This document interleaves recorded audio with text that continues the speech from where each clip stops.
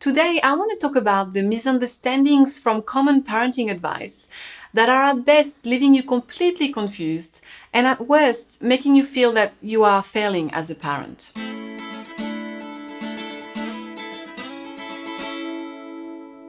Hi, it's Anna here. Welcome back to my channel, the best place for parents or educators who want to learn and evolve with their children. There is so much parenting advice out there. I've now read close to 20 parenting books, and that's what the basis of all these books is, giving us tools and advice to become the best parents we can be for our kids.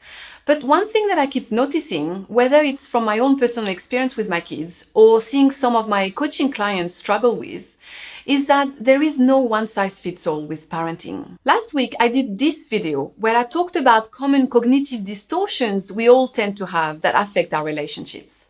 And by cognitive distortions, I mean issues in our thinking that completely cloud our perception and lead to conflict and arguments with our loved ones.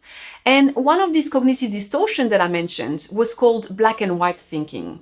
And I really do believe that this one is the culprit for so many of our parenting struggles. Because here is what I know from parenting my own 3 children and coaching other parents.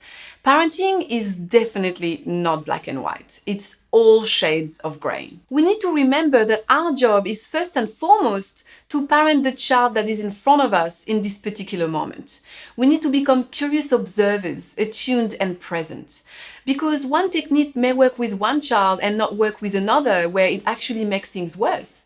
And one technique may work with one child and not work with the exact same child at another moment. And this is where it can be really helpful to work with a coach, because sometimes when we are in the detail, we just really can't see the big picture.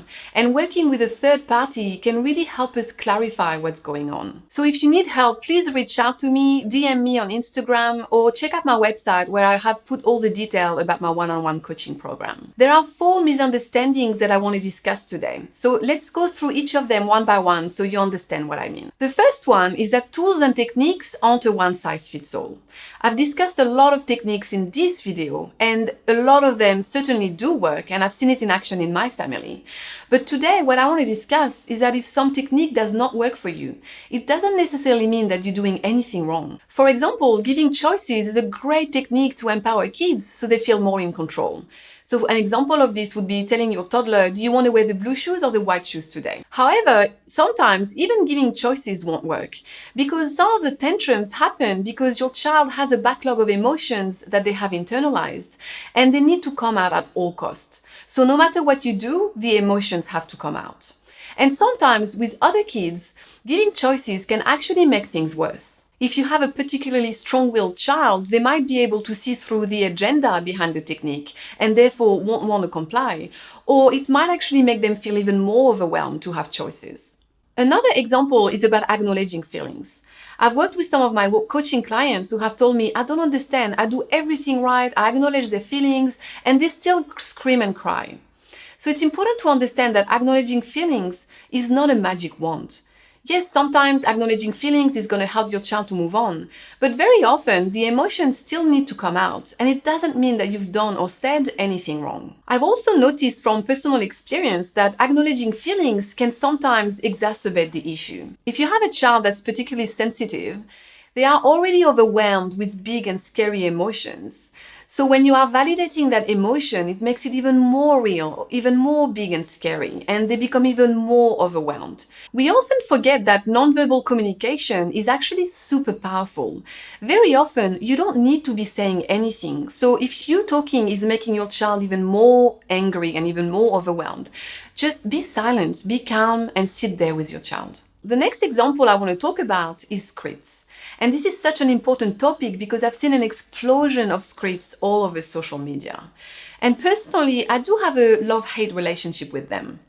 Because on one hand, I can see how they can be beneficial. When you are overwhelmed and you just don't know what to say, it can really give you that first step. And it can really help us shift our mindsets, because when we see a script, we can actually see what empathy looks and feels like. However, sometimes it can really become its own crutch. When we are in a particularly heated moment and we can't remember what to say and we are just all up in our head instead of really tuning in and empathizing with our child. Or again, we may be saying everything right, like the script is telling you to say, and it just doesn't work.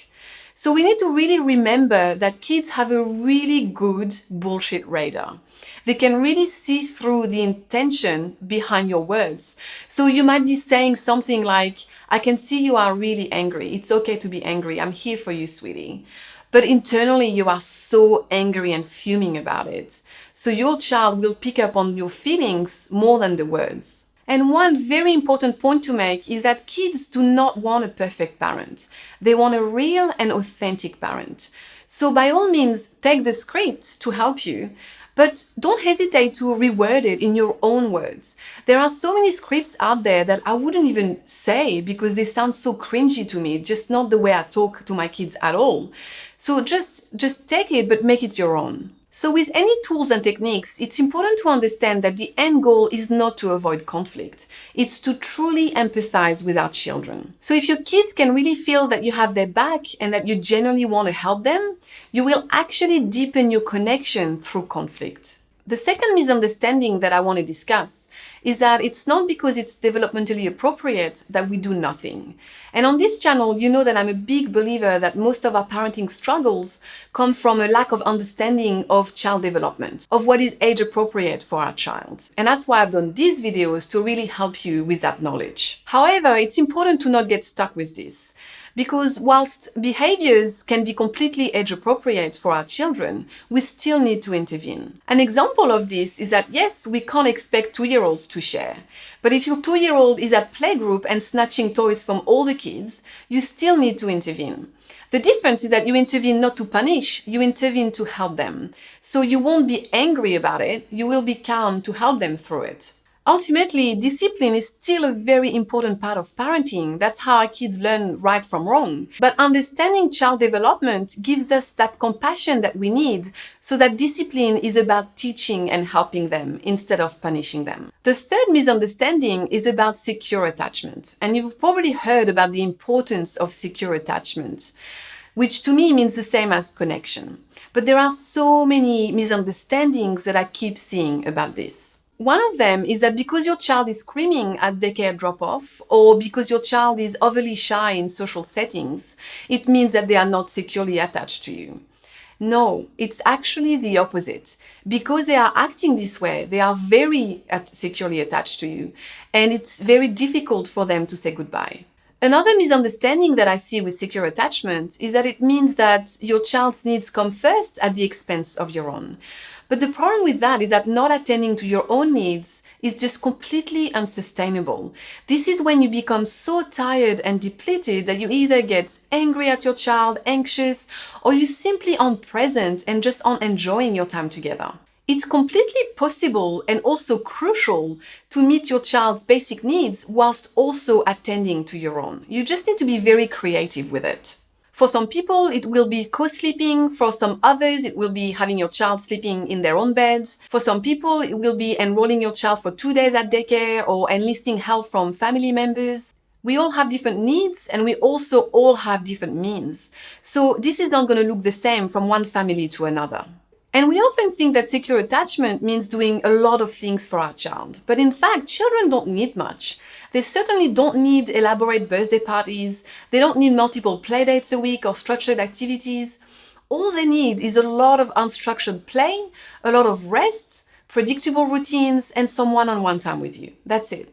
Lastly, on this topic of connection, I know that a lot of people have a difficult time reconciling where connection and boundaries fit in. And to me, this comes from a misunderstanding about what connection is. Connection is not about agreeing with each other all the time. You can actually deepen connection through conflict. Just think about an argument that you had with your partner at some point, where you actually had a deeper understanding about each other, about where each other were coming from, and you actually deepened your connection through that conflict. It's the same thing for our child. Our children absolutely need boundaries. That's what makes them feel secure and safe. That's part of secure attachment. It's just that our boundaries come from a place of compassion and understanding about helping our children, not punishing them. And one thing that I love to tell my children when I do something that they hate is, My job is to keep you safe. Of course, they are still not happy about it, but once they've calmed down, it means that they really understand that I'm trying to help them. And that's why it's also a balance where you can't have limits about everything. You need to pick your battles and really pick the boundaries that are important to you. Because boundaries with no connection does not work, and connection with no boundaries does not work either. The fourth and last misunderstanding is about neuroscience and the fact that research has shown us that the first 3 years of life are absolutely critical in shaping our child's brain architecture. So when parents hear that, they feel so much guilt and they feel hopeless. They think, I've ruined my child, it's too late, I can't fix it. But it's not true, because research has also shown us through the concept of neuroplasticity that our brain is moldable and you can actually change the wiring in your brain at any time in your life, even in adulthood. It's just that it takes a bit longer, but it's still doable with repetition. So things are never set in stone and you always have the power to turn things around. So when is the right time to make a change? Today. Start today. It's absolutely never too late to start. That's it for today. As you can see, the key word here is balance. Things are never black and white. The truth is always somewhere in the middle. And you need to start training yourself to be able to see the middle ground. So please leave me a like if you have enjoyed this video, and please leave me a comment. I'd love to know your perspective on this and if there is anything that you have a hard time understanding or reconciling. Thanks for watching and keep growing.